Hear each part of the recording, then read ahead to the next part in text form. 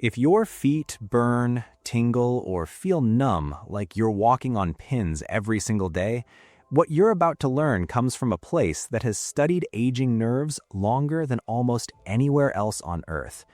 Japan has more people living past 100 than any country in the world, and their longevity clinics have spent decades tracking one specific problem in older adults: nerve damage in the feet and legs that most doctors simply tell you to live with.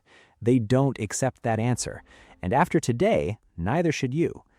What you're going to do in the next few minutes is learn 4 specific movements that target neuropathy at its actual root cause, not just the symptoms. Most people try to fix nerve pain by rubbing cream on their feet or waiting for a pill to kick in, but neuropathy isn't a skin problem or a pain problem first. It's a circulation and nerve mobility problem. Your peripheral nerves, the ones running from your spine all the way down into your toes, need 2 things to heal: fresh blood flow carrying oxygen and nutrients, and the ability to glide freely inside the tissue that surrounds them. When either of those breaks down, that's when you get the burning, the numbness, the pins and needles that never seem to go away. These 4 exercises rebuild both of those systems at the same time, and you can do all of them sitting in a chair. Let's start with the one almost nobody has heard of, and it's honestly the most important movement on this list. Exercise 1, nerve flossing. The first exercise is called nerve flossing, and it sounds strange, but stay with me. Your sciatic nerve runs from your lower back, through your hip, down the back of your thigh, and all the way to your foot. In people with neuropathy, this nerve often gets stuck, almost like a garden hose that's kinked, and it can't slide smoothly through the surrounding muscle anymore. That's part of why the burning sensation shows up in your feet, even though the actual problem starts much higher up. To do this, sit toward the front edge of a sturdy chair with your back straight. Extend one leg out in front of you, keeping your knees straight, and flex your foot so your toes point up toward the ceiling. At the same time, gently tuck your chin down toward your chest. Then, as you point your toes away from you, lift your chin back up and look forward. You're going to alternate this for about 10 slow repetitions, then switch legs.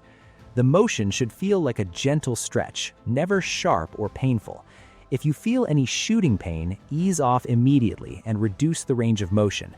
This one movement helps the nerve glide freely again instead of staying trapped, and people who do this consistently often notice the tingling starts to ease before anything else changes.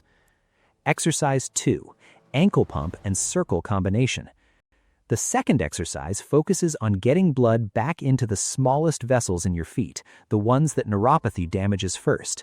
This is the ankle pump and circle combination, but with a twist most people skip. Sit with your leg extended, either on a couch, bed, or with your foot propped on a stool. Point your toes down and away from you as far as comfortable, then pull them back up toward your shin as far as you can. Do this 10 times. Then, instead of stopping there, rotate your ankle in slow, full circles, 5 times in one direction and 5 in the other. Here's the part that makes the difference. Press your toes firmly into an imaginary wall at the end of each pump, holding for a 2 count. That extra pressure activates the calf muscle pump, which is the mechanism your body uses to push blood back up through your legs against gravity. Weak or inactive calf muscles are one of the biggest hidden reasons circulation stalls out in older adults, and most people never activate them fully during the day because they're sitting so much. Doing this 2 to 3 times daily keeps that pump working the way it's supposed to. Exercise 3, toe scrunching. The third exercise is going to surprise you because it uses something you probably already have in a kitchen drawer: a small towel or a handful of marbles. This is called toe scrunching, and it targets something most neuropathy routines completely ignore: the tiny intrinsic muscles inside your foot itself. When nerves in the feet start losing function, these small muscles weaken first, and that's part of why balance gets shakier and why some people describe their feet as feeling disconnected from the ground, almost like they're walking on foam. Lay a small towel flat on the floor in front of your chair and place your bare foot at one end. Using only your toes, scrunch the towel toward you, gripping and pulling it in small sections until you've balled the whole thing up under your foot. Then push it back out flat using your toes in reverse. Repeat this 3 to 4 times per foot. If you want an extra layer, scatter a few marbles or small stones on the floor and pick them up one at a time with your toes, moving them into a small cup. This rebuilds the sensory feedback loop between your brain and your feet, which is often just as damaged as the nerves themselves in long-term neuropathy. The most common mistake here is curling the whole foot instead of isolating the toes, which skips the muscles you're actually trying to wake back up. Keep your heel planted and let the movement come from your toes only. Exercise 4. Heel-to-toe wall walking.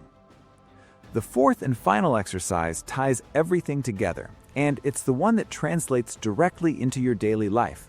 Heel-to-toe wall walking. Stand facing a wall or countertop, close enough to rest your fingertips on it for balance if needed. Take a slow step forward, placing your heel directly in front of the toes of your other foot, almost like you're walking a tightrope. Hold each step for a 2 count before bringing the next foot forward. Walk about 10 steps forward, then turn and walk 10 steps back. This challenges your proprioception, which is your body's sense of where your feet are in space without looking down. And it's one of the first things neuropathy quietly steals from people. That's why so many falls in older adults happen not because of weak muscles alone, but because the feet have stopped sending accurate signals to the brain. By practicing this daily, you're retraining that communication pathway.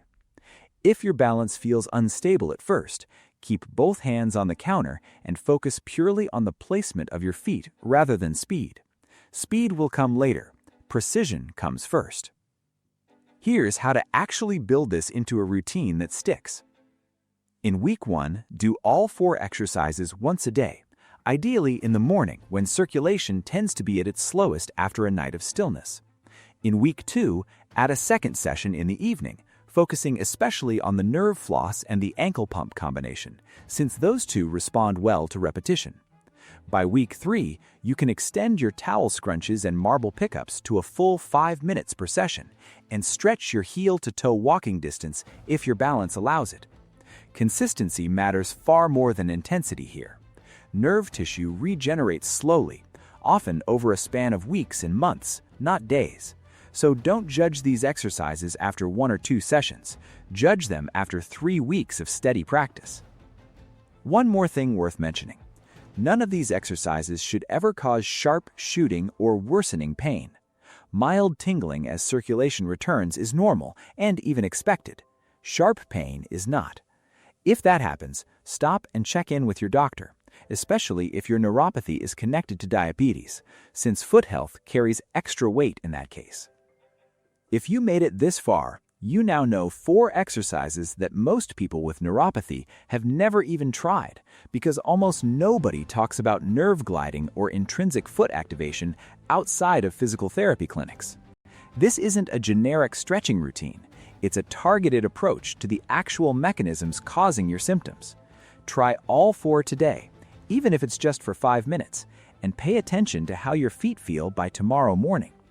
If this helped you, share it with someone who's been quietly dealing with numb or burning feet and telling themselves it's just part of getting older. It's not something you have to accept. And I want to know, which of these 4 exercises was the one you'd never heard of before today? Let me know in the comments, because that tells me exactly what to cover next.